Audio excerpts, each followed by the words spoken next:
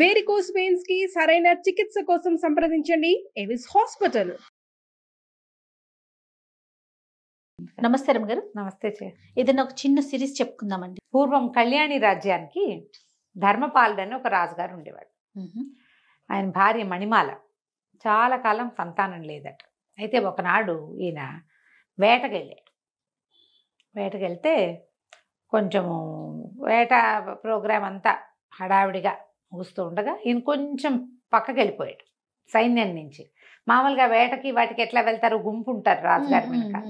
దేన్నో చూసి వేట తమకం. వేట ఏంటంటే అది ఒక పిచ్చ కింద ఉంటుందన్నమాట. ఏదైనా కనపడింది అనుకో దాని వెనకాల పరిగెడతారు. వెనకాల ఎవరైనా వస్తున్నారు రావట్లేదు చూసుకోరు. అవును. అది చూసుకొని తనంతో ఈయన ఎక్కడికో వెళ్ళిపోయాడు అడవి మధ్యలోకి. వెళ్ళిపోతే ఈ అడవి మధ్యలో ఇంకా పులి దాడి చేసేసింది ఈయన మీదకి, వెనక్కి తిరిగేసింది. ఆ సమయంలో ఏమైంది, ఈయన బాణం వదిలేసరికల్లా ఈయన కంటే ముందే ఇంకో బాణం తగిలింది ఆ పులికి. అది ఎవరా అని చూస్తే దూరంగా ఒక చోట నిలబడి ఉన్న ఒక ధానుష్కుడు ఒకడు బాణం వేస్తూ కనపడ్డాడు. సరే వెళ్ళి చూసేసరికల్లా ఆమె ఒక స్త్రీ. రాజుగారి ప్రాణాలు కాపాడింది. ఆవిడ సౌందర్యవతి, యవ్వనవతి, బాగుంటుంది. రాజుగారు ఎవరు ఏమిటి అని కనుక్కుంటే అక్కడున్న శంబర రాజ్యానికి రాకుమార్తెని, మా అన్నయ్య మేము వేటకొచ్చాం, నేను కొంచెం యువతలకు వచ్చాను, మా వాళ్ళు వెనకాల ఉన్నారు, మీ ఇది కనపడింది, మీరు పులిని తరుముకుంటూ వచ్చారు, పులి మీ మీదకి దూకపోతుందని బాణం వేశాను అని చెప్పింది. ఆ అమ్మాయి పేరు సుమరేఖ. ఆవిడ అన్నయ్య రాజవర్మ. ఈయన ఆవిడ సౌందర్యానికి పడిపోయాడు. ఓకే. ఆమెను వివాహం చేసుకుంటానని అడిగాడు. అడిగేసరికల్లా ఈవిడేమంది, ఇట్లా కనపడంగానే పెళ్లి చేసేసుకుంటారా అంటే, కాదు నేను వివాహితుడినే, నేను రాజు ఇంకో 2-3 పెళ్ళిళ్ళు చేసుకోవచ్చు, నువ్వు నా ప్రాణాలు కాపాడావు, నీ సౌందర్యము నాకు నచ్చిందని ఆవిడ్ని తీసుకొచ్చాడు. తనతో పాటు తీసుకొచ్చి పెళ్లి చేసుకున్నాడు. ఆ కాలంలో ఇది మామూలే కాబట్టి రాణిగారు ఏమనలా. ఓకే. చాలా కాలం సంతానం లేరు, ఈవిడికి పిల్లలు పుడతారని ఊహించారు. ఈవిడ ఒక మాధవి అని ఒక మనిషిని అరేంజ్ చేసుకుంది. క్రమంగా పెత్తనం అంతా చేజెక్కించుకుంది బాగా. మణిమాలాదేవి ప్రశాంతంగా నిశ్శబ్దంగా ఉండేది. ఇంతలో ఒక కొత్త వార్త వచ్చింది. ఏమిటంటే ఇంతకాలం పిల్లలు లేని మణిమాలాదేవి గర్భవతి అయింది అని. ఇప్పుడు వీళ్ళకి తట్టింది, ఈ సుమరేఖకి ఆమె అన్నయ్యకి. ఇప్పుడు రాణిగారికి అంగరంగ వైభవంగా సీమంతం చేస్తారు. పొద్దున ఆవిడ కుమారుడు పుడితే వాడు రాజు అవుతాడు. అంతే. ఇప్పుడు రాజుగారి ప్రేయసే సుమరేఖ. ప్రియ భార్య కానీ ఉత్తరాధికారి కాదు. ప్రజలు ఒప్పుకోరు. రాజు ఇంకా మరి ఇప్పటిదాకా గర్భవతి కానీ సడన్గా సంతానం అనేసరికి సంతానం మీద వ్యామోహం ఎవరికైనా ఉంటుంది. రాజ్యానికి ఉత్తరాధికారి. దాంతో వీళ్ళకి ఏమనిపించింది, ఎలాగైనా ఈవిడ్ని తప్పించేసేయాలి. తప్పించాలని ఏం చేశారు, ఆ సైన్యాధిపతి, అతని పేరు ఏదో సమరపాలుడు లేదా సమర భూపతి అనుకుందాం, ఈయన ధర్మపాలుడు కదా, ఆ సమర భూపతికి ఒక ఉత్తరం వచ్చింది.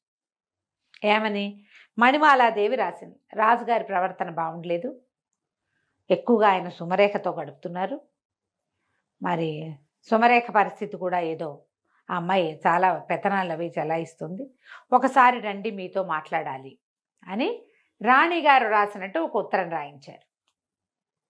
ఉత్తరం చదువుకున్నటువంటి సమరవర్మ వచ్చాడు ఇక్కడికి, అంతఃపురానికి వచ్చాడు.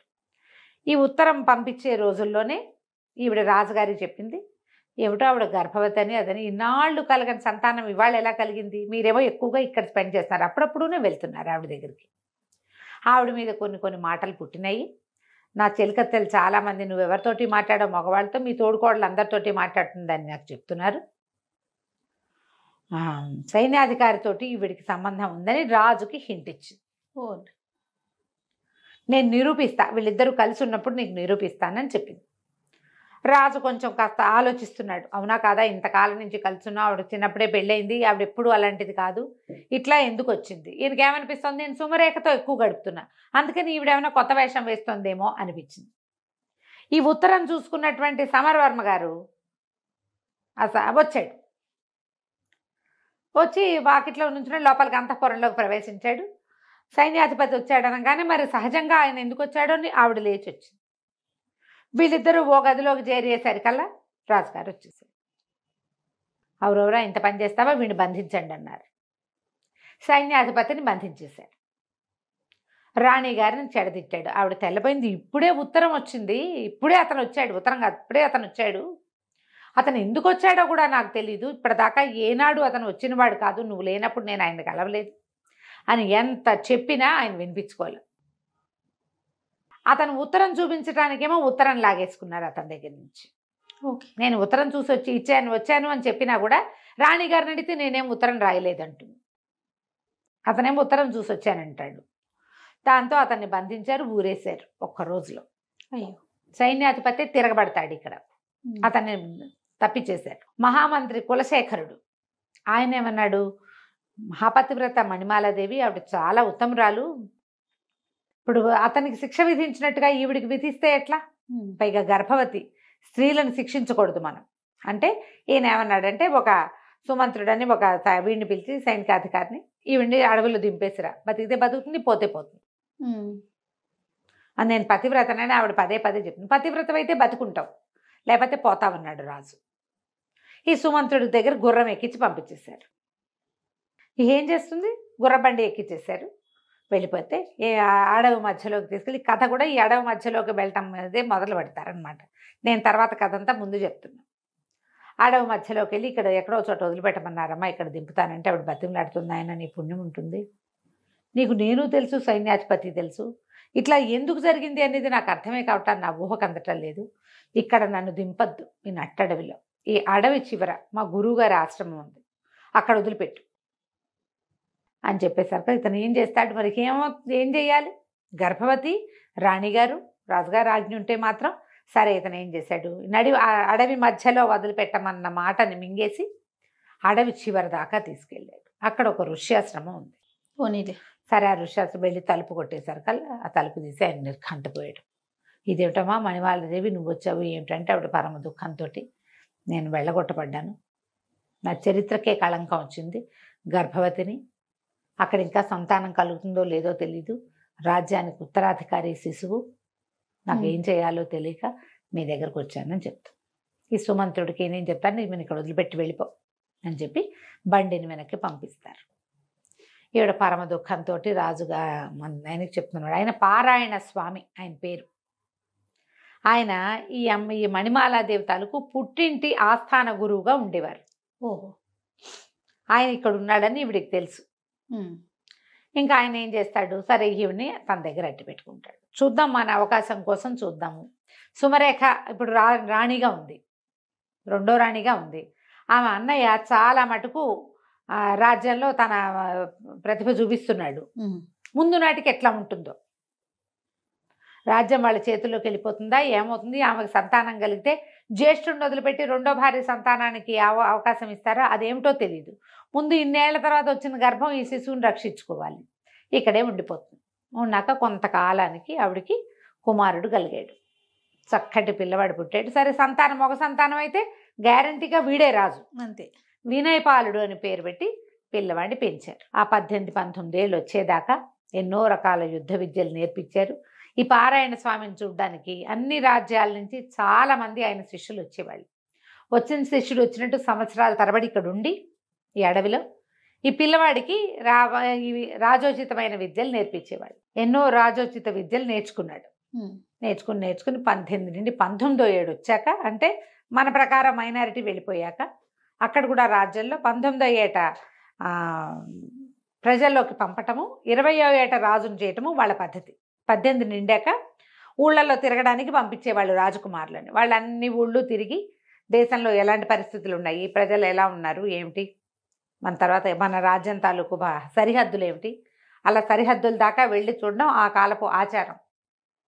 ఆచారం ప్రకారం ఈ కుర్రవాడికి విషయం అంతా చెప్పారు, ఇది మన పరిస్థితి అని చెప్పి, నువ్వు వెళ్ళి నీ రాజ్యాన్ని వశం చేసుకునే పూచి నీది, ఏం చేయాలి ఎలా చేయాలో మేము చెప్తాం, అడవి చివరి నుంచి అడవి మొదట్లోకి మేము షిఫ్ట్ అయిపోతాం, నీకు అవసరమైతే ఏదైనా సహాయాన్ని మా సలహాన్ని నేను అందిస్తానని చెప్పి చెప్పాడు పారాయణ స్వామి. చెప్పాకే కుర్రవాడు మన వినయపాలుడు ఏం చేశాడు, కొంత ధనాన్ని మూటగట్టుకుని ఈవిడ వచ్చేటప్పుడు కొంత బంగారం తెచ్చుకుంది, ధనం తెచ్చుకుంది. తర్వాత అక్కడి నుంచి ఇక్కడి నుంచి వచ్చేటువంటి శిష్యులు కొంత డబ్బు చేర్చారు ఇక్కడికి. ఆ డబ్బు మూటగట్టి ఆ అబ్బాయికి ఇచ్చి పంపించారు. అతనికి ఒక గుర్రాన్ని అరేంజ్ చేశారు. గుర్రం వేసుకుని ఈ అడవంతా దాటి తర్వాత కాలంలో అమ్మ, తండ్రి, తల్లి, పారాయణ స్వామి కూడా అడవి దాటి ఇటు చివరికి వస్తారు ఊరు వైపుకి. కానీ ప్రస్తుతం ఇతను వెళ్ళాడనమాట.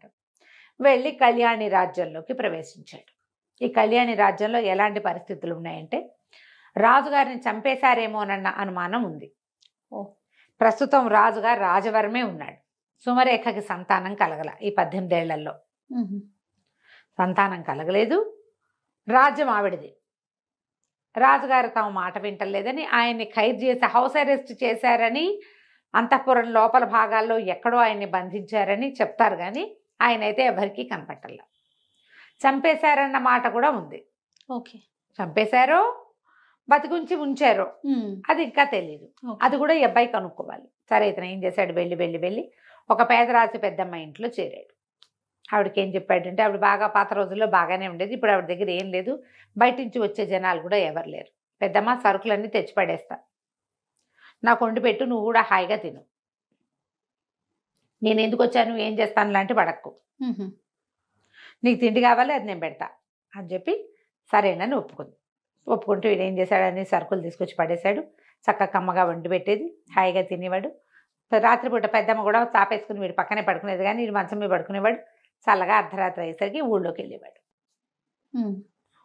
ఊళ్ళో తిరుగుతూ ఉండేవాళ్ళు. అయితే ఇక్కడ రకరకాల పరిస్థితులు నడుస్తున్నాయి ఊళ్ళో. ఎప్పుడైతే రాజుగారు లేకుండా రాజుగారి బావమరిది రాజు అవుతాడో ప్రజలకు ఒక అసంతృప్తి ఉంటుంది. మధ్య మధ్యలో చిన్న చిన్న దొంగతనాలు, దారి దోపిళ్ళు అవి జరుగుతూ ఉండేవి. ఈ దోపిళ్ళని వాటిని అరికట్టడం కోసం కొంతమంది పూర్తి పాత రాజుగారి సేవకులు ఉంటారు. ఏమంటారు, నమ్మిన బంట్లు. వాళ్ళు తిరగబడతారు ఎక్కడో చోట. వీడు రాజు ఏంటి, వీడు అసలు మన రాజ్యం కాదు, వీడిదేమో అదేదో పల్లెటూరు వాడు, అంటే వీళ్ళు ఏమనాలి, ట్రైబ్స్ వాళ్ళు. వాడొచ్చి మన మీద రాజ్యం చేయటువంటి, మనకొక రాజ్యం, మన రాజ్యానికి ఒక పద్ధతి ఉందని ఇట్లా మధ్యలో నగరి జనాలు మాట్లాడుకుని తిరగబడేవాళ్ళు. దాన్ని అణచడానికి రాజవర్మ చాలా ట్రై చేసేవాడు. ఒక పెద్ద గుంపుల్ని కాపలా పెట్టేవాడు. రాత్రిపూట ఎక్కడ ఏ అల్లర్లు తలెత్తకుండా. ఈ అబ్బాయి ఏం చేసేవాడు, వినయపాలుడు, ఊళ్ళో అంతా తిరిగి ఊళ్ళో పరిస్థితులు ఒకటి చూసుకుంటూ వచ్చేవాడు. చాలా కాలం అడవిలో పుట్టి పెరగటం వల్ల, అడవిలోనే పుట్టి పెరిగాడు కదా, అక్కడే ఉన్నాడు కదా, అతనికి చిన్న చిన్న 4-5 రకాల ఆకుల్ని మిక్స్ చేసి వాటిలో నుంచి విషం తయారు చేయటము, మత్తు మందు తయారు చేయటము, అలాంటివి మంచి విద్యలు పట్టుబడి ఉన్నాయి వాడికి. అడవుల్లోనే కదా ఉన్నాడు. సరే, ఒకనాటి రాత్రి ఏం చేశాడంటే, ఒక పల్లెటూరు వేషం వేసుకుని ఒక కుండతోటి చెరుకు రసం కుండ నిండా నింపుకుని తీసుకెళ్తున్నాడు. తీసుకెళ్తుంటే ఇది ఎక్కడుంది వెళ్ళాడు వీడు, ఒక సైనిక శిబిరం ఉంది. ఒక సైనికాధికారి, ఒక 15 మంది సైనికులు ఉన్నారు. వాళ్ళందరూ చూస్తుండగా వాడు పక్క నుంచి వెళ్తుండేసరికల్లా సైనికాధికారి కొంచెం కొద్దిగా ఆన్లో ఉన్నాడు అనమాట. కాస్త మధ్య మత్తులుండి, వాడెవడో దొర్లుకుంటూ పోతున్నాడు, ఏదో మోసుకెళ్తున్నాడు, వాడిని పట్టుకోండి అంటే వాడిని పట్టుకొచ్చేసాడు. ఎవరు నువ్వు, ఎక్కడికి వెళ్తున్నావు ఏంటంటే, అయ్యా నా పేరు చీకటి చినరాజు అండి, మరి మన పక్క సందులో శెట్టి గారు అమ్మాయి పెళ్ళయింది కదా, వాళ్ళ పెళ్లి వాళ్ళు పై సందులో పెట్టి ఉన్నారండి, మరి అల్లుడు గారి స్నేహితులందరికీ చెరుకు రసం కావాలని అడిగారు. ఇప్పుడే చెరుకు రసం వచ్చిందండి, సాయంకాలం నుంచి అడుగుతుంటే మాకు దొరకలేదు, ఇప్పుడే దొరికింది, ఇచ్చిరమ్మన్నారండి, అది పుచ్చుకుని వెళ్తున్నాను అన్నాడు. అనేసరికి చెరుకు రసం అనగానే ప్రతి వాళ్ళకి ఏది చూపించు అని తీశారు. బాబోయ్, నా రసం నా కుండ లాగేసుకుంటే ఎలాగండి, వాళ్ళు ఒప్పుకోరండి అంటే, కుండ నిండా వేరేది పోసిస్తాం మేము అన్నారు. అంటే కాదండి శెట్టి గారు ఒప్పుకోరండి, నేను వదలనండి కుండ అన్నాడు. ఒక నెత్తి మీద ముట్టికాయ పెట్టి కుండ లాక్కున్నారు. లాక్కుని, వెధవా నువ్వు దుర్మార్గుడివి, కంపు సారా ఏదో మోసుకెళ్తున్నావు, నువ్వు సారా ఇక్కడి నుంచి అక్కడికి ఇల్లు మారుస్తున్నావు, నువ్వేమంటారు దాన్ని, స్మగ్లింగ్ చేస్తున్నావు అని చెప్పి ఆ నేరం మీద నేను అరెస్ట్ చేస్తామని బెదిరించి అందరూ తలా ఒక గ్లాసు పుచ్చుకున్నారు. చెరుకు రసం రుచిగా ఉండి పెద్ద అధికారి 2 గ్లాసులు పుచ్చుకున్నాడు. కుండ ఖాళీ అయిపోయింది, అంత బాగా అది ఖాళీ అయిపోతే దాని నిండా కంపు సారా పోసి పెట్టండి, వీడు అది పట్టుకెళ్తున్నాడు రాసేదా, వీడు తెచ్చిన జ్యూస్ అంతా తాగేశారు. కంపు సారా పోయమన్నారు. అందులో కంపు కొడుతున్న ఒక పాతకాలపు పులిసిపోయిన సారా పోసేయమన్నారు. ఆ సారా తెచ్చి పోసే లోపలే తెచ్చేవాడు పడిపోయాడు. మొదట టకా చాప చుట్టల్లాగా 15 మంది సైనికులు బిళ్ళబీటుగా పడిపోయారు. అందరికంటే అధికంగా సేవించిన అధికారి గారు కుర్చీలో కూర్చోవాడు, అదే పాళంగా పడ్డాడు. కుర్రాడు ఏం చేశాడు, మొత్తం అందరికీ టకా బట్టలు వదిలేసాడు, బట్టలన్నీ మూటకట్టేశాడు. అక్కడి నుంచి పడితే వచ్చేటప్పుడు ఇది పెద్ద బానక అక్కడ ఒక చిన్న బాక్స్ లాంటిది భుజా చేతుకున్న సంచిలో తెచ్చాడు. అందులో ఏంది కాటిక మసి వీళ్ళందరి మొహాలకి పులిమేశాడు. అందరూ లాగులతోటే ఉన్నారు, ఏం లేవు. బట్టలకి అక్కడే ఉండి వేసుకుంటారు. బట్టలన్నీ మూట కట్టేసి అందరికీ చేతులు వెనక్కి పెట్టి కట్టేశాడు. ఆడ కూలబెట్టి అందరినీ లైన్గా కూర్చోబెట్టి వెళ్ళిపోయాడు. ఆ మత్తులో ఎవరేం చేస్తున్నారో వాళ్ళకేం తెలీదు. వాళ్ళు ఏం చేశాడు, వెనకాల ప్రతి వాళ్ళకి మసితోటి చీకటి చిన్నరాజు అని రాశాడు. వెళ్ళిపోయాడు. ఈ బట్టల మూట మోసుకుంటూ వెళ్తుంటే ఏమనుకుంటారు, చాకళ్ళు వెళ్తున్నారు అనుకుంటారు. అక్కడ ఒకళ్ళిద్దరు సైనికులు కనపడ్డారు, కానీ బట్టలు మోసుకెళ్ళేవాడిని ఏమంటారు, తెల్లవారుజామున చెరువులకు మోసుకెళ్ళే వాళ్ళు ఎవరో పట్టుకుపోతున్నారు అనుకున్నారు. బట్టలన్నీ తీసుకెళ్ళిపోయి పేదరాశి పెద్ద ఇంట్లో దాచేసి పడుకున్నాడు వీడు మాట్లాడకుండా. ఓ 3-4 గంటలు నిద్రపోయి తెల్లారేక వచ్చేసాడు ఇక్కడికి మామూలు బట్టల్లో. మసిపూసి మారేడుకాయలు చేసి అక్కడ పెట్టాడు. తెల్లారేసరికి చేరిపోయాడు. పొద్దున్న లేచేస్తే ఏముంది, వీళ్ళు ఇంకా మత్తులో దోగుతున్నారు. కాస్తా కోస్తా స్పృహ వచ్చి చూసుకుంటే ఒంటి మీద బట్టలు ఉన్నట్లేవు, ఏమిటో చేతులు కట్టేసి ఉన్నట్టున్నాయి. అయోమయంగా ఉంది వాళ్ళకి. జనాలు ఒకళ్ళు చేరిపోయారు. పొద్దుటిపూట కొడకాళ్ళు బుడ్డాళ్ళు వాళ్ళు వీళ్ళు చేరతారా, వాళ్ళందరూ కేరింతలు కొట్టారు. ఎవరో ఉన్నారు, మసిపూసి ఉన్నారు, వీళ్ళెవరో మొహాలు గుర్తుపట్టేలాగా లేవు. నగలు తీసేశాడు. అందరికీ నెత్తి మీద స్థిరస్థానాలన్నీ తీసుకెళ్ళి ఒక మూల బారేశాడు. అక్కడేదో మురుగుంటుంటే అందులో బారేశాడు. బట్టలు లేవు, భోజపాతరాయిళ్ళుగా ఉన్నారు ఇంచుమించుగా. అందరు దిశమొల్లలతో ఉన్నట్టే, ఏవో చిన్న వస్త్రాలు లోపలేసుకునేవి ఎంత ఉంటాయి. అక్కడి నుంచి జనం అంతా చేరారు.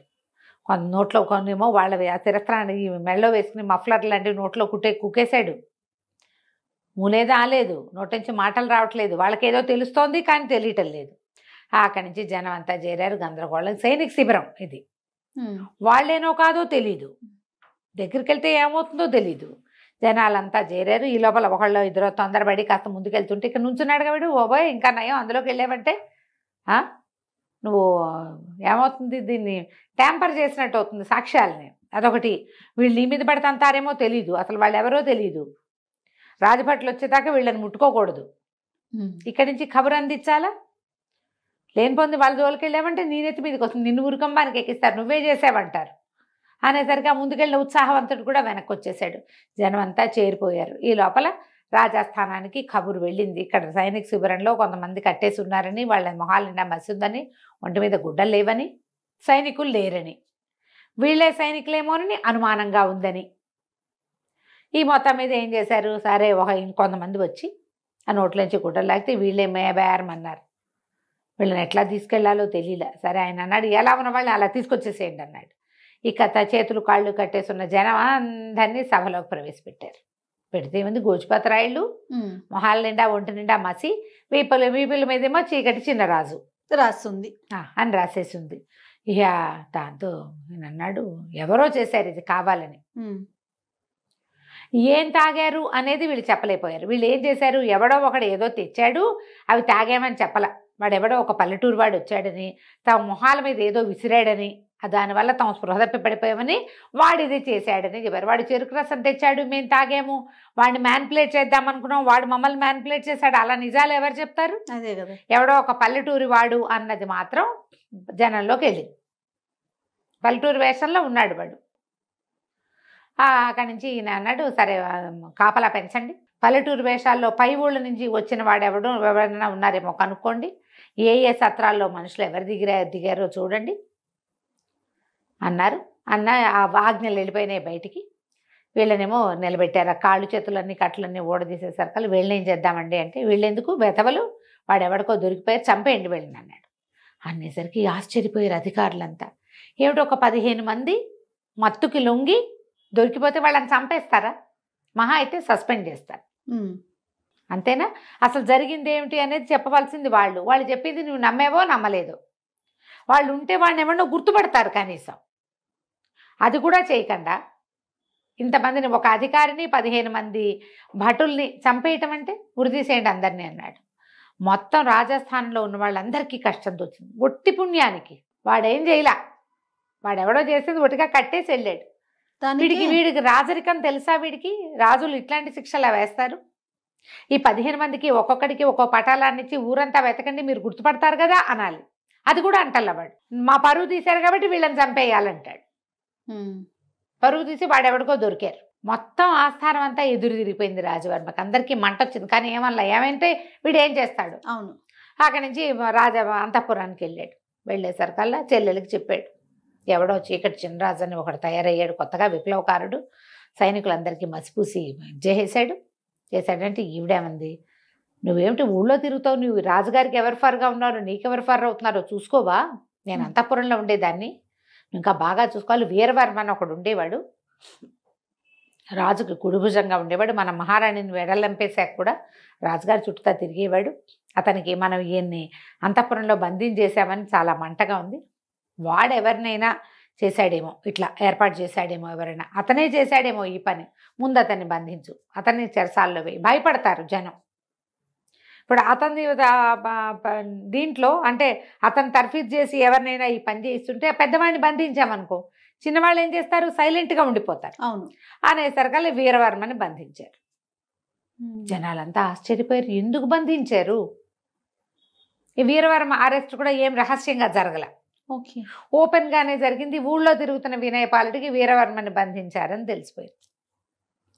తెలియంగానే ఇతను ఏం చేశాడు, అక్కడికి ఒక పావురాయి టపా మీద పారాయణ స్వామివారికి కబురు పంపించాడు, వీరవర్మని బంధించారు, ఏం చేయను అని. చెరసాల్లోకి రెండో పక్క నుంచి ప్రవేశించచ్చు, వీరవర్మని విడిపించు, వీరవర్మ మనవాడు అని కాగితం వచ్చింది. ఇతను ఏం చేశాడు, చెరసాల బయట నుంచి చూడడానికి అదొక చాలా పెద్దది, దానికి వెనకాల భాగంలో ఒక నది ఉంది. ఆ నది నిండా మొసళ్ళు ఉన్నాయి. ఆ మొసళ్ళు ఏంటంటే కొంత సమయం ఇట్లా పైకి వచ్చి విశ్రాంతి తీసుకుంటాయి. ఆ విశ్రాంతి తీసుకునే సమయంలో వెళ్ళగలిగితే ఒక రకం. ఎట్లా వెళ్ళాలి, ఏం చేశాడు, మాంసం కొనుక్కున్నాడు. బోళ్ళనే మాంసం ముద్దలు ఒక సంచిలో వేసుకుని సాయంకాలం దాకా ఆగి చీకటి పడేదాకా రాత్రి వేళ ఇక నది దాటడానికి ప్రయత్నం మొదలుపెట్టాడు. మాంసం ఉంది, ఒకవేళ మొసళ్ళు వస్తే ఒక మాంసం ముక్కేసి తప్పించుకోవచ్చు. అడి తిరిగి మొత్తానికి చెరసాల వెనక భాగంలో చేరాడు. వెనక భాగంలో చేరితే అక్కడ ఏం చేశాడు, తన దగ్గర ఒక చిన్న సాధనం ఉంది. రాత్రి ఇదంతా ఈదుకుని వెళ్ళేసరికి కలిసిపోయాడు. బాగా రాత్రి అయ్యేసరికి పడుకుని నిద్రపోయాడు. అక్కడి నుంచి ఏం చేశాడు, అర్ధరాత్రికి 1 గంట 2 గంటలకు మెలకు వచ్చాక చిన్న ఇంత ఇనప సాధనం తెచ్చాడు. ఈ నది నీటికి వెనకాల భాగాలు నానిపోయి ఉంటాయి, కదలకపోతే ఏమీ కదలవు, కానీ దెబ్బ కొడితే కదులుతాయి. ఓకే. ఏం చేశాడు, అంత కొట్టి పెద్దదే దాంట్లోకి ప్రవేశించాడు. ఇతను ఎక్కడున్నాడో తెలియదు. వెళ్ళి చూస్తే ఎవరి దారిని వాళ్ళు నిద్రపోతున్నారు. దానికి చెరసాల మీద అతను కనుక్కున్నది ఏంటంటే, లోపల నుంచి బయటకు వచ్చే మార్గాలు లేవు కాబట్టి లోపల పెద్ద కాపలా ఉండదు, అక్కడోడు ఉంటారు. లోపల నుంచి బయటికి రావడానికి ఒకే ఒక పెద్ద దారి ఉంది, పెద్ద దారిలో 100 మంది ఉంటారు. రెండో దారి ఈ నది. నదిలోకి ఎవడు వెళ్తాడు, చాలా ఎత్తు, దాని నిండా నీళ్లు, దాని నిండా మొసళ్ళు, కాబట్టి ఎవడు ఆ వైపు ప్రయత్నం చేయడు. ఎట్లా తప్పించుకోవాలి అనేదంతా చూసి ఏం చేస్తాడు, లోపలికి వెళ్ళిన తర్వాత ఒక ఖైదీ ఎవరో ఒక అతను ఇట్లా బయట చట్టాలాగా ఉంటే అక్కడ పడుకుని ఉంటాడు. ఆ పక్కన చేరాడు. అన్న వీరవర్మని బంధించారంటగా, ఏం చేస్తారంటే, ఏముంది చేస్తారా, పట్టుతాడేసి ఊరేస్తారు రేపొద్దున అంతే. మరి ఊరేసే ఎటానా, మరి ఒకళ్ళని ఊరేసుకుంటుంటే అంతేరా, అయితే పారిపోవడానికి దారి ఉందా అన్న అంటాడు. ఎందుకు లేదురా దారి, బ్రహ్మాండంగా ఉంది, బయటకు వెళ్తే చంపేస్తారు, దాని వల్ల లోపల చచ్చిపోవడం బెటరు అనేసరికల్లా, కాదన్నా పొద్దున్న రాళ్ళు కొడుతుంటే ఒకటి చెప్పాడు నాకు, నది వైపు నుంచి పారిపోవచ్చు అంటన్నా, దానికి దారి ఉందంట అన్నాడు. అనగానే వాడు అన్నాడు, ఆ రెండో ఖైదీ, ఒరే పారిపోయే వీలుంటే మనం పోదాం రా, వీరవర్మ ఎందుకురా మనకు అన్నాడు. అటగాదు, వీరవర్మని తీసుకెళ్తే వీరవర్మ కోసం వెతుకుంటారు, వీరవర్మ పెద్దవాడు, మనం చిన్నవాళ్ళం కదా, ఎవరు పట్టుకుంటారు, ముందు వీరవర్మ ఎక్కడున్నాడో చెప్పు అని అడిగాడు. ఎందుకు చెప్పను, నాకు తెలుసు, నేను పొద్దునే చూసా, పద వెళ్దామని ఆ వీరవర్మ దగ్గరికి తీసుకుపోయాడు. ఆ లోపల ఉన్న ఎవరు 2 సెంట్రీలు ఉన్నారు అంతే, వాళ్ళని చూసి ఓ పక్క నుంచి చెరుకో దెబ్బ కొట్టి వాళ్ళని లాగేశాడు. ఆ వీరవర్మ ఉన్న దాని దగ్గరికి వెళ్ళారు. దానికి ఏం పెద్ద తాళం లేదు, పాడు లేదు, ఇట్లా తోసి పెట్టారు. అతను ఒక 50 ఏళ్ల వాడు. అక్కడికి వెళ్ళి, నేను తప్పించడానికి వచ్చాము అనేసరికల్లా, మీరెవరు, ఎందుకు బయటకు తీసుకెళ్ళి నన్ను చంపేస్తారన్నాడు. చంపేమో, మేము పారిపోవటానికే వచ్చామని చెప్పి తీసుకొస్తారు బయటికి. తీసుకొచ్చి ముగ్గురు కలిసి ఆ దారి గుండా వెళ్ళిపోతారు బయటికి. అప్పుడు వీరవర్మని అడుగుతాడు, నదిలో మొసళ్ళు ఉన్నాయన్నారు, నాకు ఒక్క మొసలు కూడా కనపడలేదు, వీటికి ఈ నదికి ఇంకో దారి ఉందా? ఆయన పక్కపక్కనవే, లేదు, నదిలో అసలు ఒక్క మొసలు కూడా లేదు, సైనికులే ఒకళ్ళిద్దరిని చంపేసి మొసళ్ళు లాక్కుపోయినాయని ఊర్లో ప్రథ పుట్టించారు. మొసళ్ళు లేవని తెలిస్తే ఎవడో ఒకడు ప్రాణాలకు తెగించి వచ్చేస్తాడు. మొసళ్ళు ఉన్నాయంటే రారు కదా, అందుకని భయపడతారుగా. అందుకని మేమేరు చేసిన ఏర్పాటే, రాజుగారు చేసిన ఏర్పాటే ఇది. మొసళ్ళు ఏమీ లేవంటే ఈదుకుంటూ ముగ్గురు బయటికి వెళ్ళిపోయారు. తెల్లవారుజాముకి వీళ్ళు దాటేటప్పుడు, కంతలోంచి దాటేటప్పుడు ఏం చేశారు, వాళ్ళు మొదట పెట్టిన కంత ఎంత, మన చీకటి చిన్నరాజు రావడానికి వినయపాలుడు వచ్చే కంత, ముగ్గురు వెళ్ళడం కోసం చుట్టూతా అంచులన్నీ పగలగొట్టారు. తెల్లవారుజామునే ఒకడెవడో బాత్రూమ్కి వెళ్ళటం కోసం లేచి, అప్పుడు కొంచెం వెన్నెల బాగా ఉంది, వెలుగు ఎండాకాలపు దగ్గర రోజులు తొందరగా వెలుతురు వచ్చేసి ఆ కంత కనపడింది వాడికి. కనపడ్డం ఏమిటి, సెంట్రీల కోసం చూస్తే లోపల ఉన్న సెంట్రీలు చాలా తక్కువ మంది ఉన్నారు సైనికులు. వీడు ఒకళ్ళు అందరినీ లేపొచ్చేసి, అరే ఇటు నుంచి పారిపోవచ్చురా, నదిలో పడిపోతే పోతాం, పోని మొసళ్ళు ఉన్నాయి, ఒకళ్ళనో ఇద్దరినో లాక్కుపోతాయి, మిగిలిన వాళ్ళంతా బతికేస్తాం కదా అని చెప్పేసి మొత్తం లోపల ఉన్న ఖైదీలు అందరూ బయటకు వచ్చేసారు. వీరవర్మే బయటకు వచ్చిన సంగతి తెలీదు, ఖైదీలందరూ పోయారు కదా, అంతా బయటకు వచ్చేసారు. వీళ్ళు ఇదంతా ఈదుకుంటూ అడవి దారి పట్టారు. అతనికి ఈ కుర్రాన్ని చూసినప్పటి నుంచే అనుమానంగా ఉంది, వీడిని ఎక్కడో చూసినట్టుంది పిల్లాడిని అని. అక్కడికి తీసుకెళ్ళాడు, అడవికి తీసుకెళ్తే అడవి మొదటి విభాగంలోనే పారాయణ స్వామివారు చిన్న కుటీరం నిర్మించుకుని మణిమాలాదేవితో సహా అక్కడే ఉన్నాడు.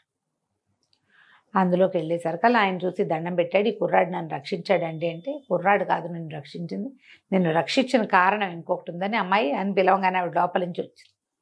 ఆవిడ చూసేసరికి గంటపేడు, అమ్మ బతికే ఉన్నారా తల్లి, సంతానం కలిగిందా మీకు, ఎట్లా ఉన్నారు ఇంతకాలం అని అడిగితే, నాకు కలిగిన సంతానమే నిన్ను తీసుకొచ్చిందిరా నాయన అని చెప్పి, ఇగో పిల్లవాడు ఈయనే యువరాజు అని చెప్పేసి చాలా సంతోషించాడు.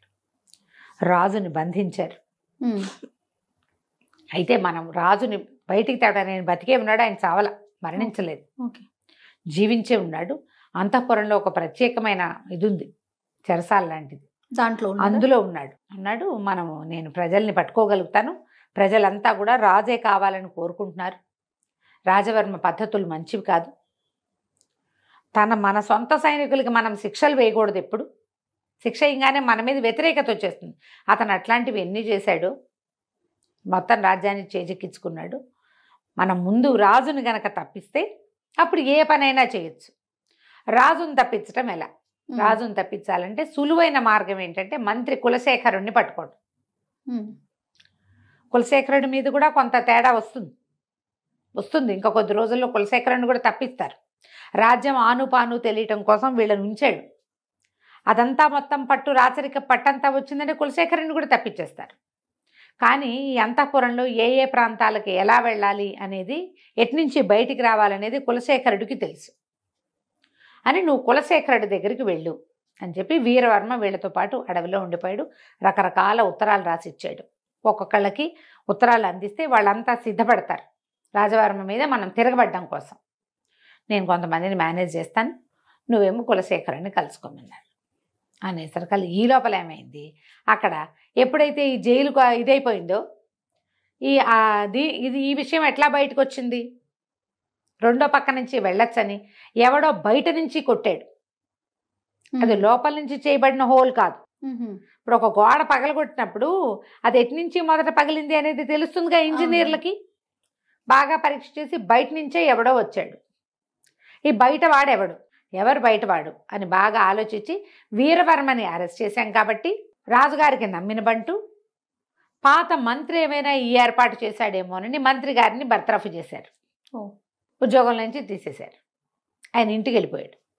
ఈ మన వినయపాలుడు వాళ్ళ ఇంటికి వెళ్ళాడు, మంత్రి గారి ఇంటికి వెళ్ళి మీ పరిస్థితి ఏంటి అని కనుక్కున్నాడు. కనుక్కుంటే ఆయన అన్నాడు, నువ్వు ఏం పని మీద వచ్చావు, నీకు అసలు ఏం కావాలంటే రాజు జీవించి ఉన్నాడా లేదా, రాజవర్మ వల్ల ఇలాంటి చాలా ఇబ్బందులు వస్తున్నాయి, నా పేరు చీకటి చిన్నరాజు అని చెప్పాడు. ఈయన ఆశ్చర్యపోయాడు, నువ్వు ఎవరి పనుకొని వచ్చావు, నేను చూస్తే మొహం చూసినట్టుంది కానీ గుర్తు రావటల్లా, ఆవిడెప్పుడు 20 ఏళ్ళు అయిపోయింది ఆవిడ వెళ్ళిపోయి, వీళ్ళకి ఏం గుర్తుంటుంది, చూసిన మొహంలాగా ఉంటుంది. అయితే ఈయన ఏమన్నాడు, లోపల రాజుగారు ఉంటే రాజుని తప్పించవచ్చు కదా, తప్పించాలంటే రాజుగారికి చెప్పాలి, రాజుగారిని తీసుకురావాలంటే ఎవరికైనా ఒకడికి దారులు చెప్పాలి. దారులు కనుక ఒకసారి తెలిస్తే రాజుని తేవడంతో ఊరుకుంటాడా వాడు, ఎవడైనా ఊరుకోడు, వాడు ఇంకో ప్రయత్నం చేస్తాడు. అంటే ఏ ప్రయత్నము చేయను, నేను ఎలా వెళ్ళాలి ఎలా తీసుకురావాలో చెప్పండి. మీరు దారి చెప్తే దారి ప్రకారం నేను వెళ్తా. ఈయన బాగా ఆలోచించి ఇంకో దారి లేదు, రాజును బయటికి తెచ్చేందుకు మార్గం లేదు, ఆయనకు సొంతంగా సంతానం లేదు. ఈ కుర్రాడు నేను రాజు కొడుకునని చెప్పలా, ఒక ఏమంటారు విప్లవకారుడానే చెప్తున్నాడు. వీరవర్మని నేను తప్పించాను, వీరవర్మ అనుయాయిని అని చెప్పాడు. నీ దగ్గరికి వీరవర్మే పంపించాడు, వీరవర్మ తప్పించుకున్నాడు, ఇదంతా తెలిసిన కథే కదా. అందుకని ఈయన ఏం చెప్పాడంటే దీనికి ఒక మార్గం ఉంది. ఈ అంతఃపురంలోకి రోజు విడిచి రోజు నీళ్లు వదిలిపెడతారు నదిలోంచి. అక్కడ ఒక పెద్ద ఇనప గేట్ ఉంటుంది, 10-15 మంది సైనికులు కాపలా ఉంటారు. ఆ గేట్లోంచి పిట్టను కూడా లోపలికి పోనివ్వరు. గేట్లు ఎత్తుతారు, ఇనప గేట్లు. ఇప్పుడు మన ఈ ఆనకట్టలకి ఎత్తుతారుగా రిజర్వాయర్లకి, ఆ ఇనప గేట్ ఎత్తినప్పుడు లోపలికి నీళ్లు వెళ్ళిపోతాయి.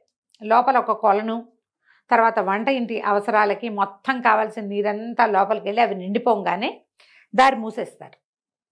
రోజు విడిచి రోజు లేదా 2 రోజులకు ఒకసారి. ఆ దారి నుంచి చేపను కూడా రానివ్వరు. జల్లెళ్ళు ఉంటాయి, జల్లెడ ఉంటుంది, మనుషులు ఉంటారు. అదొక్కటే దారి లోపలికి వెళ్ళటానికి. ఆ దారి గుండా వెళ్ళొచ్చు. అక్కడి నుంచి ఒక ఇది గీసిస్తాడు అంటాడు, ఒక ప్రత్యేకంగా ఒక ప్లాన్ గీసిస్తాడు. రాజు ఫలానా చోట ఉంటాడు, నువ్వు ఈ దారి గుండా ఇలా వెళ్ళి ఇట్లా వెళ్ళి అక్కడికి వెళ్ళి ఆయన్ని తీసుకురావాలి. తీసుకొచ్చాక ఆయన్ని బయటికి తేవడానికి ఒక ప్రత్యేక మార్గం ఉంది. మార్గం మూసేయాలి మళ్ళీ. ఒక్కసారి ఆ మార్గం రాజవర్మ కానీ ఒక్క సైనికుడికి తెలిసినా కష్టం. ఇది కేవలం అనుచారంగా రాజుకి మంత్రికి మాత్రమే తెలుస్తుంది. సంతానం కలిగాక రాణిగారికి చెప్పేవాళ్ళం. సంతానం ఇక్కడ కలగల అంచేత రాణిగారికి తెలియదు. రహస్య మార్గాలు ఉన్నాయని తెలుసు ఆవిడికి, కానీ ఎక్కడి నుంచి ఎటు అనేది ఆవిడకి తెలియదు.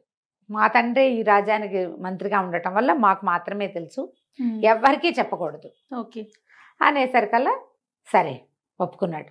ఇప్పుడు ఎట్లా ఈ నీళ్ళల్లోంచి వెళ్ళాలి? సరే ఏం చేయటం మొదలుపెట్టాడు, నదికి ఎగువన ఇప్పుడు ఈ నది నీళ్ళ గుండా ఎట్లా లోపలికి వెళ్ళాలి అనేది ప్లాన్ మొదలుపెట్టుకున్నాడు. ఎలా మన చీకటి చిన్నరాజు అయినటువంటి వినయపాలుడు లోపలికి వెళ్ళాడు, ఏ రకంగా మహారాజుని బయటికి తెచ్చాడో మనం 3వ భాగంలో తెలుసుకుందాం. వీరసేనుణ్ణి వాళ్ళని అడవిలోంచి మన జైల్లోంచి తప్పించాడు కదా, అప్పుడు కూడా గోడ మీద ఈ అబ్బాయి చీకటి చిన్నరాజు అని పేరు రాసి పెట్టాడు చక్కగా. ఎవడో ఉన్నాడని తెలుస్తోంది, విప్లవ వీరులు ఎవరో ఉన్నారని అనిపించి రాజవర్మ సుమరేఖ ఏం చేశారు, మంత్రి గారికి కూడా ఊస్టంగి ఇచ్చారు.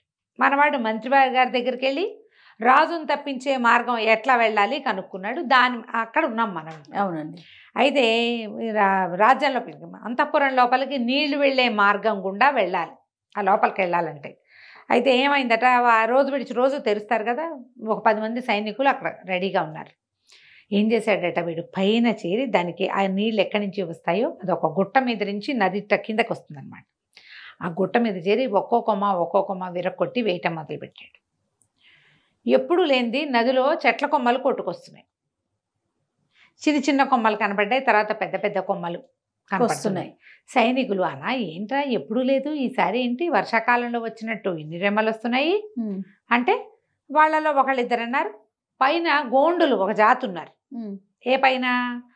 ఈ నదికి ఎగువనున్నటువంటి అడవిలో వాళ్ళు ఏ తేనె పట్ల కోసమో దేనికోసమో కొడుతూ ఉంటారా, ఎప్పుడో ఒకసారి కనపడతాయి, అట్లాంటివి అయి ఉంటాయి. వాళ్ళు చెట్ల కొమ్మలు కొట్టేస్తున్నారు, ఒక్కో కొమ్మ నీళ్ళలో పడిన కొమ్మలు వస్తున్నాయి అని చెప్పుకుంటున్నారు వాళ్ళల్లో వాళ్ళు. 1-2 రెమ్మలు లాగి చూశారు, అది కత్తితో నరికినట్టే కనపడుతుంది, వాళ్ళు విరిచినట్టే. సరేలే అని ఊరుకున్నారు. ముందు ఇంత వచ్చి చివరికి ఒక పెద్ద చెట్టు లాంటిది కూడా 2-3 వచ్చినాయి. తెలుస్తోందిగా ఆ లోపల పోతాయిలే అని ఊరుకున్నారు. మనమే లాగేసేయచ్చు లోపలికి వెళ్ళేటప్పుడు. అది ఎప్పుడు లాగుతాం, ఇక్కడ ఏదైనా అడ్డం పడుతుందన్న అనుమానం ఉంటే వీళ్ళు ఏం చేశారు, గేటు మొత్తం తీసేస్తే పెద్దది ఒక 15-20 మీటర్ల వ్యాసంతో దారి వెళ్ళిపోతున్నాయి. రయ్యమని కొట్టుకుపోతుంటే మనకేముంది, ఈ చెట్ల కొట్టుకొచ్చేస్తున్న చెట్లల్లో ఒక చెట్టు అడుగునున్నాడు చిన్నరాజు గారు. వినయపాలుడు కింద ఉండిపోయాడు, ఆ చెట్లతో పాటు చల్లగా జారుకున్నాడు. ఏ చెట్టుని వాళ్ళు చూస్తారనిపించినా దాని కింద నుంచి ఈదుకుంటూ ఇంకో చెట్టు దగ్గరికి వెళ్ళిపోవటం, ఈదుతూ అనుమానం రాకుండా ఆ చెట్ల రెమ్మల కింద నుంచి వెళ్ళిపోయాడు. నీళ్లు లోపల సరిపడా అయిపోయింది, ఇదంతా నిండిన ఆయన కేకేయంగానే వాళ్ళు గేటేసేసారు. మనవాడు లోపల చేరిపోయాడు. లోపల చేరి నిదానంగా కొంచెం చీకటి పడేదాకా నక్కి కూర్చున్నాడు. అన్ని చెరువుల దగ్గర అవి నీళ్ళన్నీ దొరువులు లాంటి లోపలికి వెళ్ళినాయి కదా, ఓ పక్కకి వెళ్ళిపోయాడు.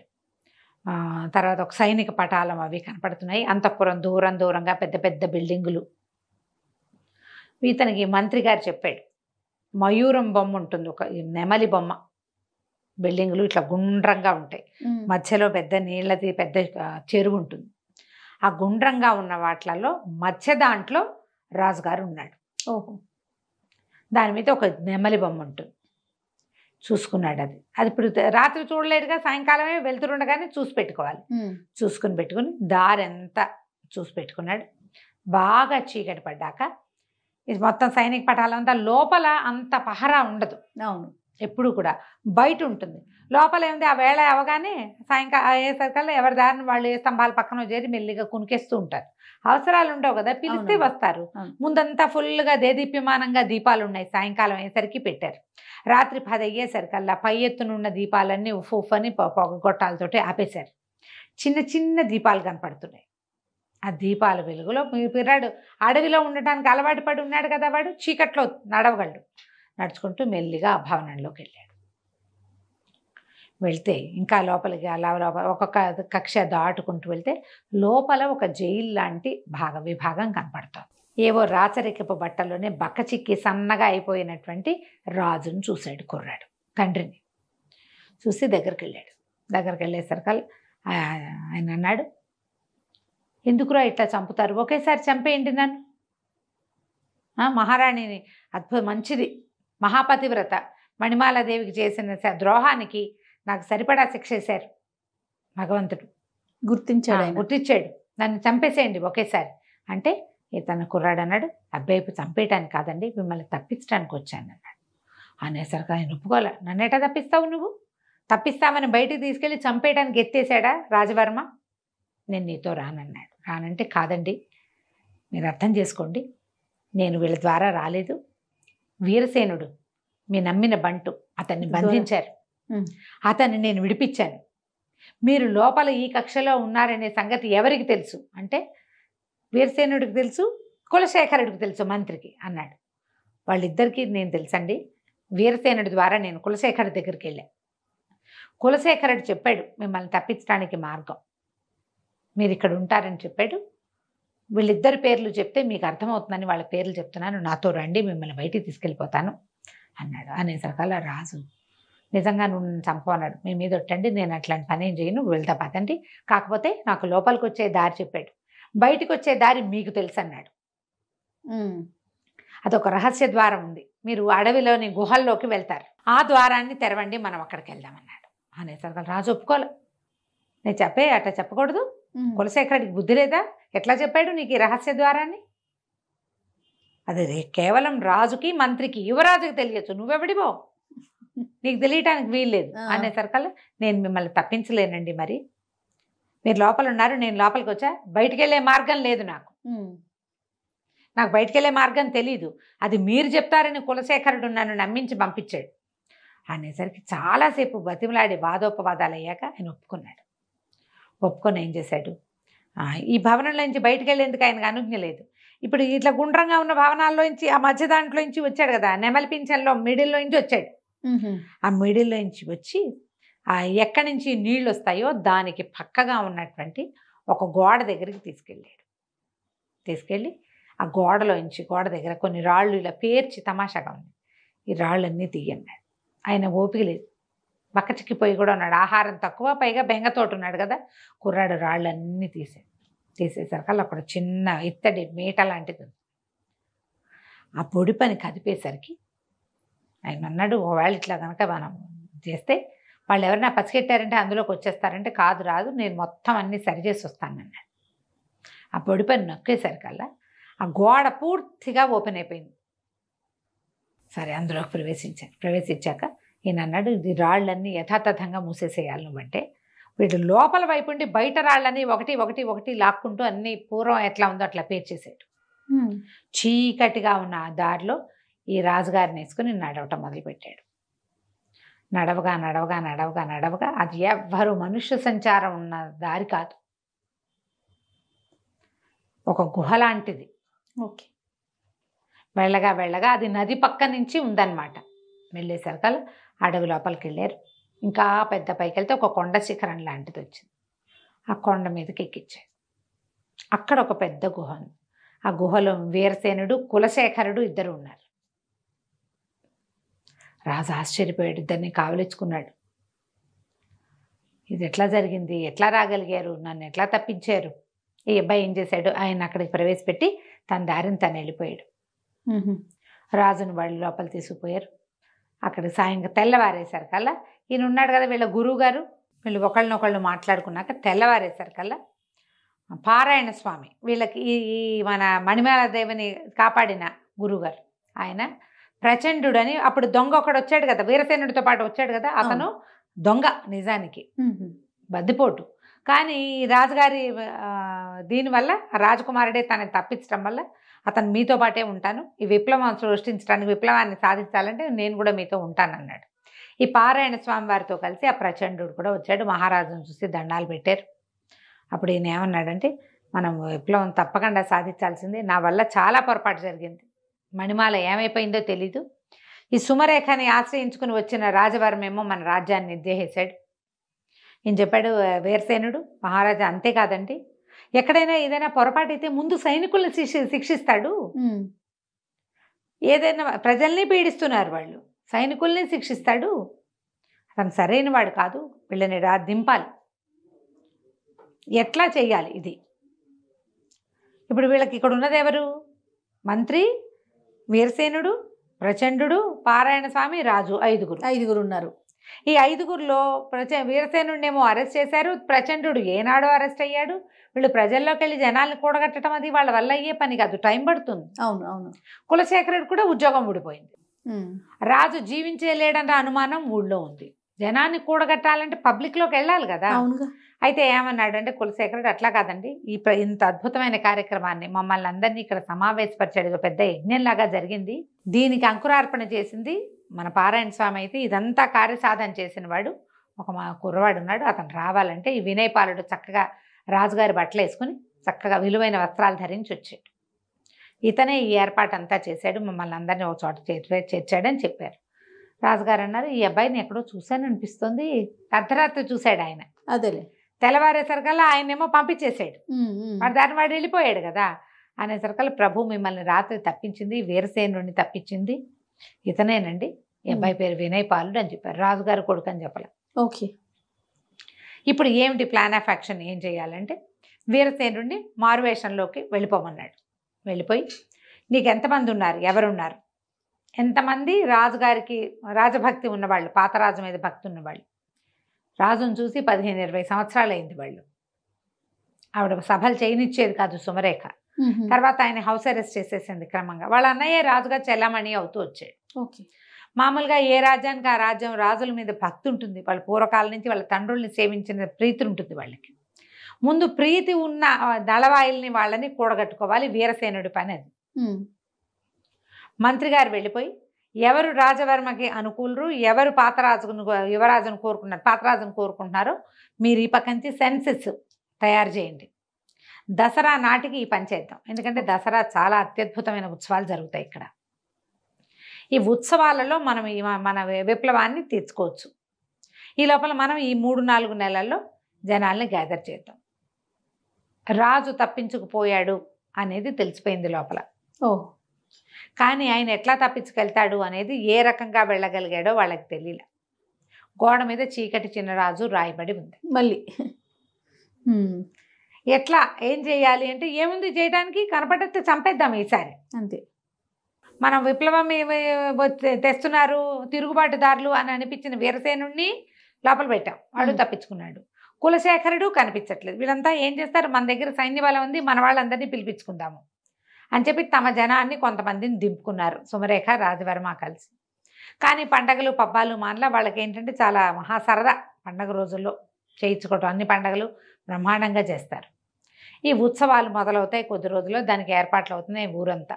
కానీ ఊళ్ళో ఒక గగ్గోలు మొదలైంది, రాజు బతికే ఉన్నాడని, ఆయన మళ్ళీ రాజు అవటానికి సిద్ధంగా ఉన్నాడని, ఏదో జరగబోతోందని, తల ఒక కత్తి కటారు పట్టుకునైనా యుద్ధానికి సిద్ధపడాలని ఒక ఇది వచ్చింది. ప్రచారం జరుగుతుంది. ప్రచారం ఇదంతా ఎలా ఉంది, లోపల లోపల జరుగుతుంది. రాజుకు అనుకూలమైన వాళ్ళందరూ వీటితో పడలేకపోతున్నాం, వీడు మా డబ్బు బంగారం అంతా లాగేస్తున్నాడు. పాతకాలంలో 10% కడితే ఇప్పుడు 25% పన్నులు లాగేస్తున్నారు, శిస్తులు లాగేస్తున్నారు. ఏదైనా ప్రాబ్లం వచ్చిందంటే మరణమే, ఇంకా రెండోది లేదు, ప్రశ్నిస్తే మరణం, వీడి నుంచి తప్పించుకోవాలి. దాంతో చాప కింద నీరులాగా ఇతని వ్యతిరేకులు ఊరంతా తయారయ్యారు. ఎప్పుడు ఏ రోజున తిరగబడిపోతారో తెలియదు. ఇలా అట్టుడు లోపల లోపల ఉంది. వీళ్ళు ఏమనుకుంటారంటే మన దగ్గర సైన్య బలం ఉంది, డబ్బిచ్చి జనాల్ని కూడగట్టుకుంటామని వీళ్ళు ఇంకా కొంచెం సైనికులకి జీతాలు భత్యాలు అన్నీ పెంచి వీళ్ళేం చెప్తున్నారంటే జీతం ఇస్తే తీసుకో, సమయం వచ్చినప్పుడు తిరగబడు అంతే.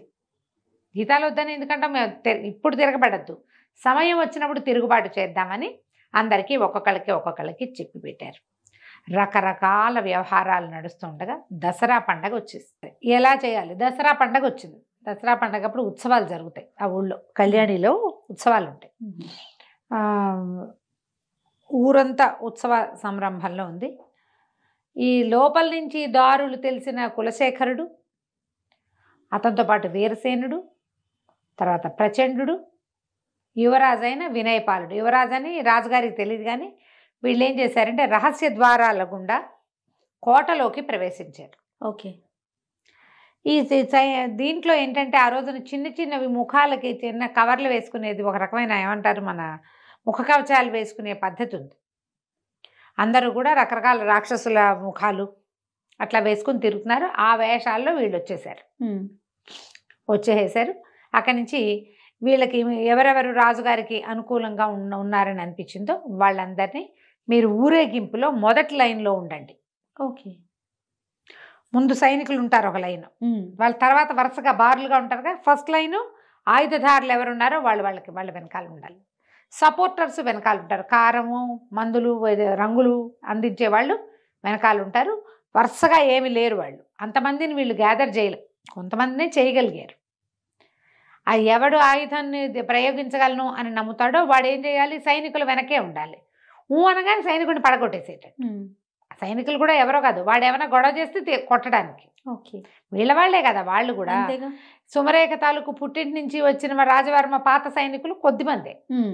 మిగిలిన వాళ్ళంతా పెద్ద పెద్ద జీతాలతో ఇక్కడ లొంగదీసి ఉంచుకున్న వాళ్ళు, భయపెట్టి ఉంచుకున్న వాళ్ళు, రాజదండనకి భయపడిన వాళ్ళు, ఏదో ఉద్యోగం చేసినా చేయాల్సిందేనని భావించేవాళ్ళు. ఈ గుంపు జనాభా చాలామంది ఉన్నారు. ఎప్పుడైతే సరే వీళ్ళేమో కోట లోపలికి ప్రవేశించారు. వీళ్ళ దగ్గర ఏం చేశారు, వీళ్ళు అడవిలోంచి ఒక ప్రత్యేకమైన చెట్టు ఆకుల్ని ఎండబెట్టి పొడి చేసి ఉంచుకున్నారు. దానికి ముఖానికి కవచం లేకపోతే తుమ్ములు దురదలు వస్తాయి. ఓహో. ఈ దసరా పండగ రోజున ఉత్సవం నాడు అపరాజితాదేవిని ఊరేగించి చెరువులో కలుపుతారు, నదిలో. ఆ రోజున వసంతం చల్లుతారు, బుక్కాలు చల్లుతూ ఉంటారు. ఊరంతా రంగులమయంగా ఉంది, అంతా రంగులు చల్లుతున్నారు. వీళ్ళేం చేశారు, ఈ పైకి వచ్చిన వాళ్ళ నలుగురు చేతుల్లోనూ వసంతం ఉంది. ఈ వసంతంలో వీళ్ళు ఆకుపొడి కలిపేశారు.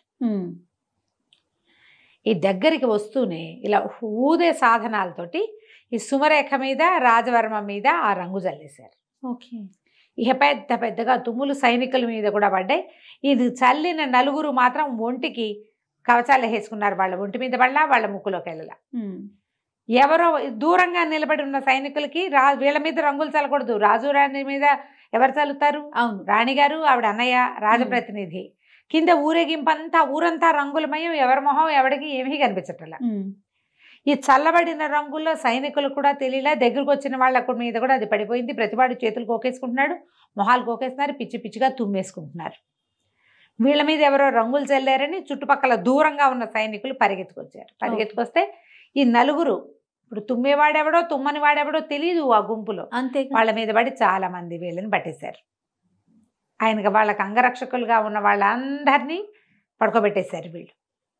ఇంకా ఊళ్ళో ఊరేగింపు నడుస్తుంటే ఒక్కొక్క చోట అగో పైన సుమరేఖని రాజవర్మని పట్టేశారని. కానీ సైనికుల్లో కొందరు తిరగబడంగానే ఈ వెనకాల ఉండేలు బద్దలు అట్టడి చిన్న చిన్న సాధనాలు కూడా పట్టుకున్న వాళ్ళు కూడా సైనికుల మీద తిరగబడిపోయి అందినవాడు అందినట్టు ఒక్కొక్క సైనికుడిని పెడరెక్కలు విరిచి కట్టిపారేశారు. ఓకే. ఒక్కడు వరే వదలంటారా నేను మీ వాడినే అన్నవాడిని వదిలేశారు, గింజుకున్న వాడిని కట్టేశారు. ఊరేగింపు ఆగి అమ్మవారిని చెరువు దగ్గరికి పెట్టేశారు కల్లా 70% సైనికులకి తాళ్లే ఉన్నాయి. జనాలే మోసపోతున్నారు ఊరేగింపుని. అమ్మవారిని పూజారులు వాళ్ళు వీళ్ళు చెరువులోకి దింపేశారు, నదిలోకి దింపేసి వెనక్కి తిరిగి వస్తూ ఏం చేశారు, ఇంక ఈ సందడి ఏముండదు, ఎవరి దారిని వాళ్ళు ఇళ్ళకి వెళ్ళిపోతారు కదా. వీళ్ళల్లో చిన్న చిన్న గుంపులుగా ఏర్పడి తాళ్ళు కట్టేసిన సైనికులను ఈడ్చుకొచ్చారు కొంతమంది. దేవాలయపు వ్యవహారం అంతా ముగిసిపోయింది, వాళ్ళ దారిని వాళ్ళు వెళ్ళిపోయారు. వీళ్ళందరినీ సభాభవనం దగ్గరికి, కోట గోడ దగ్గర గుమ్మం దగ్గరికి లాక్కొచ్చేసారు. లాక్కొస్తే కొంతమంది ఒక్కొక్కడు వరే బుద్ధి గడ్డి తిన్నారా నాయన, ఎవరు దొరికారు, మనకి యువరాజు దొరికాడా, మహారాజు దొరికాడా, దేనివల్ల ఇదంతా చేస్తున్నారా, ఈ గలభా ఎందుకురా అంటే మహారాజే ఆయన తప్పించుకున్నాడు అనగానే కొంతమంది తాళ్ళోడు తీసేసుకున్నారు స్వతంత్రంగా. ఓకే. ఒక ఇంతలో పెద్ద కొమ్ము బూర మోగింది, కోట వశమైపోయింది అని రాజుగారు ప్రవేశించాడు. అన్ని సంవత్సరాల తర్వాత రాజు నా కోట కోడ మీద చూస్తుంటే సంతోషించారు. ఆయన గడ్డం మీసని నెరిసిపోయినాయి, తలకాయ ముగ్గుబుట్టు అయిపోయింది, ఉంగిపోయాడు మనిషి. మరి 20 సంవత్సరాలు అయిపోలా. పిల్లలు కూడా లేటుగా పుట్టాడు ఆ పిల్లాడు, ఈయన 50 దాటిపోయినాయి. ఓకే. అందరూ కేకలు పెట్టారు, సంతోషించారు. అక్కడి నుంచి అంతా సభాభవనం మొత్తం తెరిచేశారు, అన్ని గేట్లు లోపలికి ప్రవేశపెట్టారు. సుమరేఖను కూడా పట్టేశారు. ఆవిడ మొత్తం రాజుగారి పూర్వకాలపు ఊరోత్తరపు నగలన్నీ వేసుకుని తయారైంది ఊరేగింపు చూడడానికి. నగలన్నీ ఒలిపించి తీసుకొచ్చేసారు. సుమరేఖని రాజవర్మని ఇద్దరిని పట్టుకొచ్చాక ఈవిడ్ని అడవిలో వదిలిపెట్టేయండి కట్టుబట్టలతోటి, రాజవర్మని వధించండి. ఇక వాళ్ళకేం ఆసరా లేదు. వాళ్ళ ఎవరెవరు సైన్యాన్ని తెచ్చుకున్నారో వాళ్ళందరినీ ఊచకోత కోసేశారు. అవతల నుంచి వచ్చారు కదా, వాళ్ళలో కొంతమందిని వదిలిపెట్టా, యువరాణితో యువరాణితో వెళ్ళిపోతారని వదిలిపెట్టా, వాళ్ళు మళ్ళీ తిరుగుబాటు చేయొచ్చు. వాళ్ళలో కొంతమంది తిరగబడ్డప్పుడే కొట్టేశారు, అంతేగా. పడుకున్న వాళ్ళు పడుకున్నారు, చచ్చిపోయిన వాళ్ళు చచ్చిపోయారు, అందరినీ పట్టేసుకున్నారు. అప్పుడు ఈ మొత్తం జనం అంతా చేరారు. ఆయన చెప్పాడు, నా పొరపాటు వల్ల, సౌందర్యం పట్ల వ్యామోహం వల్ల నేను సుమరేఖకి లొంగిపోయాను. ఆమె చెప్పిన మాట విన్నాను. అన్యాయంగా గర్భవతి అయిన మణిమాలాదేవిని పంపించేశాను. ఆమె జీవించిందో, ఎవరన్నా చిరంజీవి జన్మించాడో లేదో కూడా మనకు తెలీదు. అత్యంత విశ్వాసపాత్రుడైన సైన్యాధిపతినేమో ఉరిదించాము. ఆ తర్వాత ఇంకా నాకు కూడా జీవితేచ్చిపోయింది. ఒక అనాసక్తి మొదలయ్యాక వీళ్ళు నన్ను అందులో బంధించేశారు. రాజ్యంలో మా తాత ముత్తాతల నుంచి వస్తున్నటువంటి సిస్టమ్ని కూడా వీళ్ళు మార్చేశారు. వాళ్ళ ఊళ్ళలో ఏం చేస్తారో అదే చేశారు. అదే ఇక ఈ పొరపాటు జరగదు. కానీ మణిమాల ఎక్కడుందో తెలిస్తే బాగుంటుందంటే వీళ్ళు మహామంత్రి చెప్పాడు, మణిమాలదేవి ఎక్కడుంటుంది ప్రభు, అంతఃపురంలోనే ఉంది, పదండి అని తీసుకెళ్తే ఇక ఆశ్చర్యపోయాడు భార్యను చూసి ఆయన. ఆవిడ పెద్దదయ్యింది, మరి భార్యను కావలించుకున్నాడు, చాలా సంతోషించాడు. సంతానం కలిగింది, అమ్మాయి పుట్టింది, అబ్బాయి పుట్టాడు అని అడిగితే అప్పుడు వినయపాలుడిని ప్రవేశపెట్టారు. మిమ్మల్ని తప్పించిన వాడు, ఈ రాజ్యానికి మళ్ళీ మిమ్మల్ని రాజుగారు రప్పించినవాడు మీ కుమారుడే. పారాయణ స్వామి వారు ఇది చేయగలిగారు. అడవిలో ఆ చివరున్న ఆయన దగ్గరికి అప్పుడు మొట్టమొదట సుమంత్రుడు ఈవిని తీసుకెళ్ళాడు కదా, అతను చెప్పాడు, నేనే పారాయణ స్వామి వారి ఆశ్రమంలో దింపాను. చిరంజీవి అక్కడే పెద్దవాడయ్యాడు, నేను 4-5 సార్లు వెళ్ళి చూశాను, ఆయనే అన్ని విద్యలు నేర్పించారు. ఆ సుమంత్రుడు కూడా వచ్చి కొన్ని విద్యలు, రాజుగారు అంగరక్షకుడు కదా అతను, ఆ రథంతోలే అతను కూడా కొన్ని విద్యలు నేర్పించాడు అని చెప్పారు. చెప్పాక ఇంకేముంది, ఇక వెంటనే ఈయన తనని మళ్ళీ రాజుని చేసినందుకు పెద్ద ఉత్సవం చేసి కొడుకుని యువరాజుని చేస్తూ చుట్టుపక్కల రాజ్యాల వాళ్ళందరినీ పిలిచాడు. ఓకే. పిలిచేసరికల్లా వాళ్ళలో బోళ్ళంతమంది మా అమ్మాయిని ఇస్తాం, మీ అబ్బాయి 20 ఏళ్ల వాడు, వివాహయోగ్యమైన వయసే కదా, యువరాజు అయ్యాడు, రేపెప్పుడో మహారాజు అవుతాడు, పైగా ఇంత ప్రబంధాన్ని నడపగలిగిన వాడు రాజ్యాన్ని నడపలేడు, మా పిల్లని ఇస్తామంటే మా పిల్లని ఇస్తామని, కోట్లు కట్నం ఇస్తామని, అర్ధరాజ్యం ఇస్తామన్న వాళ్ళు కొంతమంది, మొత్తం రాజ్యం ఇచ్చేస్తామన్న వాళ్ళు కొంతమంది.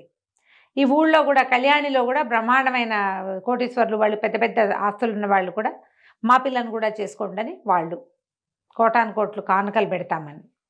ఈ మొత్తం వీళ్ళంతా ఇన్ని పెళ్లి సంబంధాలు 15-20 వచ్చేసరికల్లా రాజుగారు అన్నాడు, వీళ్ళలో ఒక అమ్మాయిని సెలెక్ట్ చేసుకోను, నీకు వీళ్ళతో వివాహం చేస్తాను అమ్మాయితో. అంటే ఇతను అన్నాడు, అట్లా కాదు, మామూలుగా వర పరీక్ష ఉంటుంది, నేను వధు పరీక్ష చేస్తాను. పౌర్ణమి నాటికి రాజకుమార్తెలందరినీ, ఎవరెవరిని నా కోసం వివాహం కోసం మీరు అడుగుతున్నారో వాళ్ళందరినీ రాజభవనంలో ప్రవేశపెట్టండి, వాళ్ళల్లో ఒక అమ్మాయిని నేను సెలెక్ట్ చేసుకుంటాను అన్నాడు. ఆశ్చర్యపోయారు అందరూ. ఇప్పటిదాకా ఏమిటి మన వీళ్ళకి తెలిసింది, స్వయంవరం అంతే, రాజకుమార్తె వరించటం. ఎప్పుడు యువరాజులు వరిస్తామంటారు. యువరాజు వరించడం అంటే ఏ ఫోటోనో చూసి ఎక్కడైనా రోడ్డు మీద చూసి వరించడాలే కానీ ఇట్లా 15 మందిలో నేను ఒకతను సెలెక్ట్ చేసుకుంటాను అనేది ఆ రోజుల్లో లేదు సిస్టమ్. అవును. అయితే ఒకళ్ళిద్దరు రాజులు ఏమన్నారంటే దానికేముంది, ఇప్పుడు ఇదేం సిస్టమ్ ప్రకారం జరిగింది, 20 ఏళ్ళ నుంచి ఆ అడవిలో ఉన్న పిల్లాడి వాళ్ళు యువరాజు అవలా, అతని పద్ధతి ఏమిటో చూద్దామన్నారు. కొంతమంది సంపన్న గృహస్థులు కూడా దీనికి ఒప్పుకున్నారు. మొత్తం మీద ఒక 20 మంది అమ్మాయిల్ని పంపించారు. ఆ రోజున ఏం చేశారట, పౌర్ణమి నాటి రాత్రి సాయంకాలం ఈ విందు జరిగింది. అతను అప్పుడప్పుడు వస్తున్నాడు కానీ పెద్దగా ఎవరి పట్ల ఆ అబ్బాయి శ్రద్ధ పెడుతున్నట్టు కనపడలే. విందు భోజనం చేస్తున్నప్పుడు మాత్రం అటు ఇటు ఇట్లా వరుసగా కూర్చోబెట్టారట యువరాణులందరినీ బల్లలేసి. వాళ్ళందరూ భోజనాలు చేస్తుంటే 2-3 సార్లు వాళ్ళ మధ్యలో తిరిగాడు. తిరిగాక భోజనం అయిపోయింది, విందు ముగిసింది. వాళ్ళు లేవబోతుంటే ఎవరు లేవకండి కూర్చోండి అన్నాడు. అన్నాక ఒక్కసారి ఆకులన్నీ చూశాడట. చూసి అవంతి నగర రాజకుమార్తె అవంతికని పెళ్లి చేసుకుంటానని ప్రకటించాడు. మరి చక్కటిది సరే ప్రకటించేశారు కదా. సరే వివాహం సుసంపన్నమైంది, వివాహం నిశ్చయమైంది. అరిచారు, కేకలు పెట్టారు. అవంతి రాజుగారేమో వచ్చి తాంబూలాలు అవి ఇచ్చాడు. అమ్మాయితో చేతికి దండిచ్చి వేయించారు. అన్నీ అయ్యాక మిగిలిన రాజుల కుటుంబాల్లో ప్రతి వాళ్ళు రాజుగారిని అడిగారట, ఏ విషయం పట్ల ఇతను ఇలాంటి నిర్ణయం తీసుకున్నాడు, ఏం చూసి, ఏం టెస్ట్ పెట్టాడు, వధూ పరీక్ష ఎట్లా చేశాడు. అతను నిన్నటి నుంచి వీళ్ళు ఇక్కడే ఉన్నారు, చతుర్దశి నాడు ఉన్నారు. అతను ఎవరితోటి మాట్లాడలేదు, ఎవరి దగ్గరికి పెద్దగా వెళ్ళలేదు. భోజనాల వేళే వచ్చాడు. ఏం చూసి నిర్ణయించాడో చెప్పమన్నారు. చెప్పమంటే సరే అప్పుడు రాజుగారు అడిగారు, ఈయన ధర్మపాలుడు వినయపాలుడిని అడిగాడట, నువ్వు ఏ విషయం చూసి అంటే ఏ పాయింట్ని వల్ల ఈ అమ్మాయిని భార్యగా ఎన్నుకున్నావు అంటే అప్పుడు అతను చెప్పాడు. ఈ కథ కన్క్లూషన్ అనమాట. అతను అడవిలో పెరిగాడు. ఆహారం యొక్క విలువ చాలా బాగా తెలుసు. అడవిలో భోజనాలు చేసేవాళ్ళు మనకు వల్ల ఇంత వండుకుంటారా, కావాల్సింది వండుకుంటారు. చెట్లకు 100 కాయలు కొయ్యరు, ఒక కాయ కోసం తిని 2-3 కాయలు తిన్న కడుపు నిండాక ఇంకా కాయలు కొయ్యరు. అవునా? అవును. జాగ్రత్తగా ఉంటారు. అన్ని కోసుకొచ్చి ఫ్రిడ్జ్లో పడేసి ఆ పద్ధతి కాదు కదా అసలు. అయితే అతను ఏం చెప్పాడంటే ఈ మొత్తం వడ్డించిన ఆహారంలో బంగారు రేకులు వేసిన హల్వాలతో పాటు, గులాబీ రేకులతో చేసిన హల్వాలతో పాటు సామాన్యులు తినేటువంటి గంజి, సాధారణ అన్న పాయసం కూడా వడ్డించారు. చాలామంది ఏం చేస్తారంటే ఇష్టం ఉన్నా లేకపోయినా అన్నీ వడ్డించుకుంటారు, పారేస్తారు, ఎక్కువ వదిలిపెట్టేస్తారు, తోసేస్తారు. రుచి చూసి కాస్త ఇంతుంటే అంత బాగుండకపోయినా ఆ కాస్త తినేసేవాళ్ళు కొంతమంది అయితే అది తినరు, ముట్టుకోరు. అసలు ఇది నాకు ఇష్టం లేదని ఉంటే ఉంటుంది, ఆకులు తెచ్చారు కాబట్టి వడ్డిపిస్తారు కానీ తినరు. తర్వాత శుభ్రంగా తినరు. మొహానికి అంటించుకునే వాళ్ళు కొంతమంది తింటుంటే పెద్దవాళ్ళకి అంటుతుంటాయి. అక్కడి నుంచి చెయ్యంతా పూసుకుంటారు ఇంకొంతమంది, చుట్టూతా పోసుకుంటారు ఇంకొంతమంది. శుచి శుభ్రం లేదు, జాగ్రత్త లేదు, మర్యాద లేదు ఆహారం పట్ల. ఇలాంటి వాళ్ళని నేను చూడలేదు, నాకు నచ్చల. అవంతిక తనకు కావాల్సిందే వడ్డించుకుంది. బంగారు రేకులు పైన పరిచిన హల్వా పాయసం తిన్నట్టుగానే గంజిని కూడా రుచి చూసి తీసుకుంది. తన ఆకులో వడ్డించిన ఏ పదార్థమూ ఆమె పారేయలేదు. ఆమె అరిచేతికి అన్నం అంట్ల. అందుకని లేవద్దు అని అన్ని ఆకులు చూశాడు కదా, ఏ పదార్థమూ పారేయలేదు, చుట్టూతా పోసుకోలేదు, ఒంటి మీద పడలేదు. అంటే ఈమెకి జాగ్రత్త, శుచి, శుభ్రత ఉన్నాయి. వడ్డించిన ఆహారం పట్ల భగవంతుడు ఇచ్చిందని ఇది ఉంది, మర్యాద ఉంది, గౌరవం ఉంది. నాకు అది కావాలి. నేను అడవిలో పెరిగాను, ఆహారాన్ని వృధా చేసేవాళ్ళు నాకు నచ్చరు. దొరికింది కదా అని వేసుకోవటం, అక్కర్లేదు కదా అని పారేయటం, ఈ 2 విధానాలు సరైనవి కాదు. ఒక రాణికి ఉండవలసిన లక్షణం అది కాదు. దొరికినవన్నీ తీసుకోకూడదు, అవసరం లేదని విసిరేయకూడదు. అందుకని నేను అది లేకుండా కావాలనుకున్నాను, అట్లా సెలెక్ట్ చేసుకున్నానని చెప్పాడు. అందరూ ఆశ్చర్యపోయారు రాజులు.